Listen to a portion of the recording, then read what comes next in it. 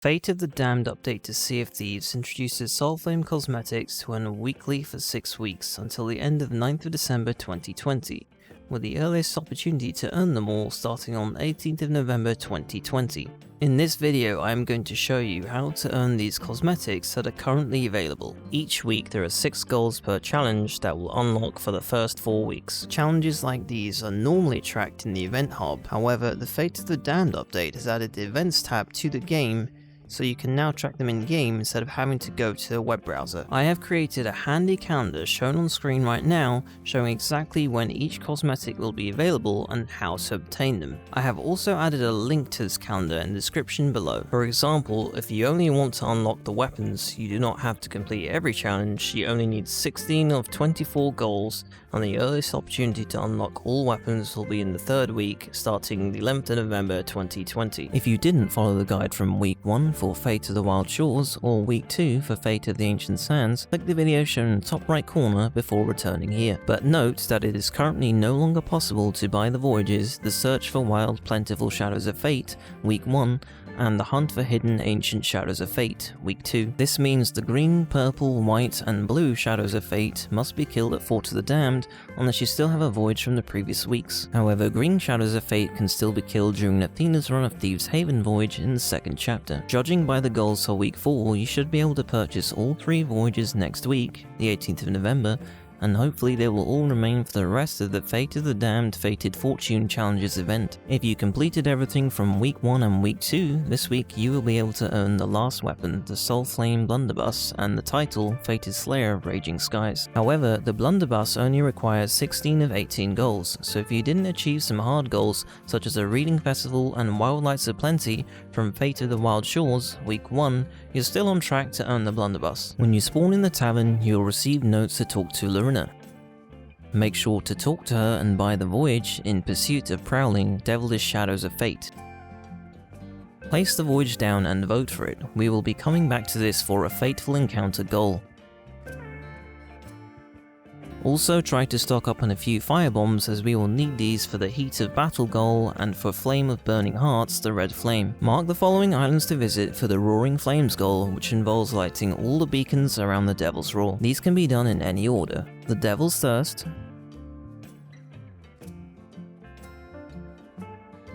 Ruby's Fall,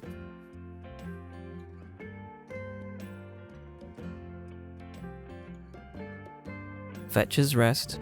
I went with the order listed on screen. You can mix it in with the Voyage In Pursuit of Prowling, Devilish Shadows of Fate, which starts at Morrow's Peak, but I will keep them separated for the purposes of this guide.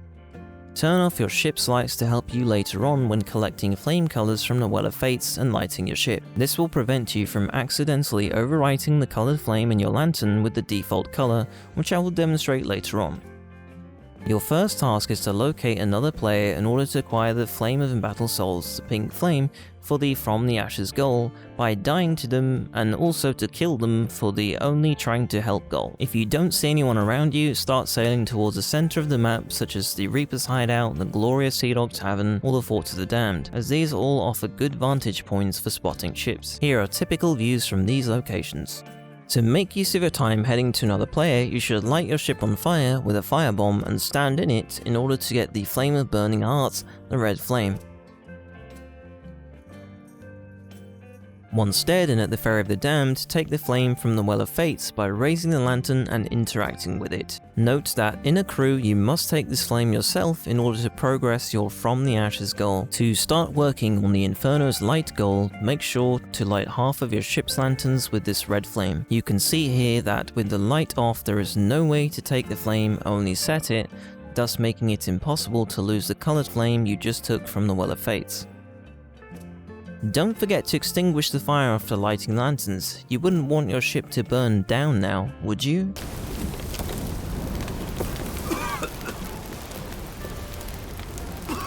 Upon locating and navigating towards a player, attempt to communicate with them and ask to trade kills. Have them kill you by any means.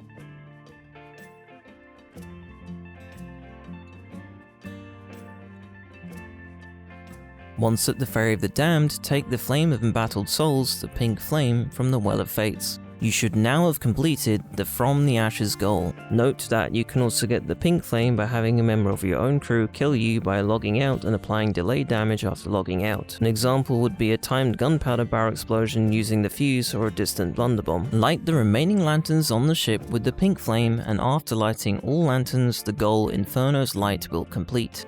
Like the Light 'em Up goal from week 1 and a Shining Example goal from week 2, note that on a galleon, the light in the brig may be required to be lit. I still haven't been able to test this, so I'd appreciate if someone could let me know in the comments if this is the case. Now it is your turn to help someone else get the pink flame. Kill another player and the Only Trying to Help goal will complete.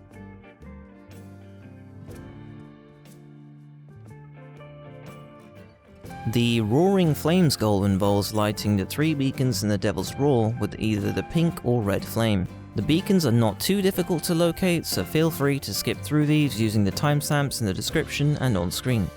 If a beacon on an island has the same colour flame as in your lantern, simply extinguish it with a bucket of water first in order to light it. Park on the north side of the island and walk up the hill to reach the beacon.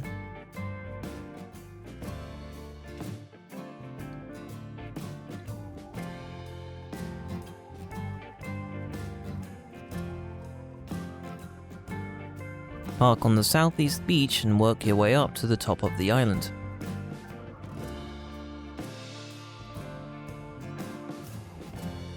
Park on the southeast beach and walk north to the top of the hill to reach the beacon.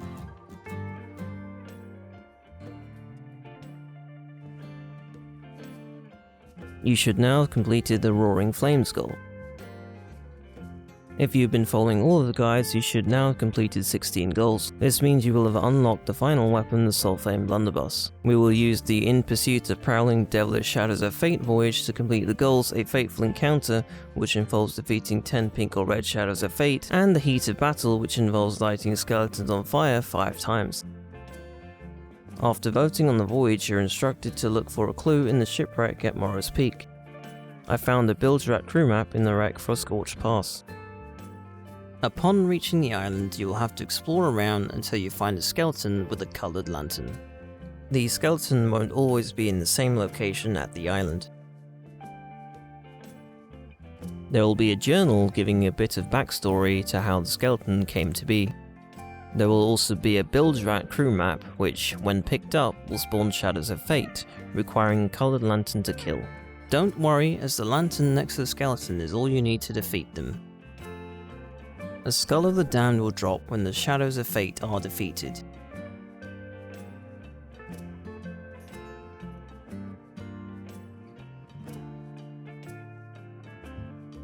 Let's take a moment to discuss something to note about the Heat of Battle and the Fateful Encounter goals. After killing the Shadows of Fate on Scorched Pass, I expected to have 3 Shadows of Fate kills for a Fateful Encounter. However, I had none, so you cannot kill them with fire or geysers, you must kill them yourself. The Heat of Battle goal is similar to the Scorched Skeletons combination in Cruise of Rage, whereby it counts the amount of ignitions and not how many skeletons were burnt. Thus, burning the same skeleton repeatedly will progress this goal each time you do so, which I will show at the next island. Gunpowder barrels will also count for the Heat of Battle goal. On to the second island.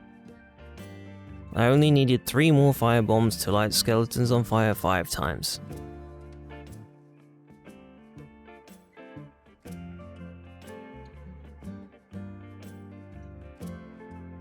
This island is just like the previous one. Locate the skeleton, take the flame, take the ritual location map, and defeat the Shadows of Fate. You'll receive another Skull of the Damned, and a third map, this time with an X marks the spot. Go to the X on the map. Here I recommend changing to a sword and blunderbuss. There are 2 ritual flame braziers with skeletons guarding them, one of each for the 2 colours previously collected during the voyage. Walk near these braziers and the Ghost of Grey Marrow will spawn. Damage Grey Marrow until defeated. While Grey Marrow is alive, he will sometimes summon waves of Shadows of Fate. Use this to your advantage to farm skeletons for the challenge of defeating 200 and 400 Shadows of Fate. Don't worry if you don't have the correct flame colour in your lantern, simply take the colour you need from the Ritual Flame braziers.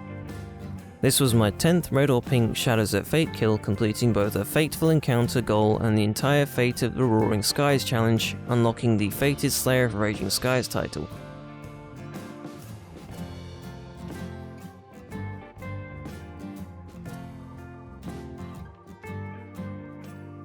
Upon Greymara's death, there will be a ritual skull, which can be used to either initiate the Fort of the Damned, or sold for 10 doubloons. This week was a little harder than previous weeks, but next week will prove to be the real challenge where we take on the Fort of the Damned.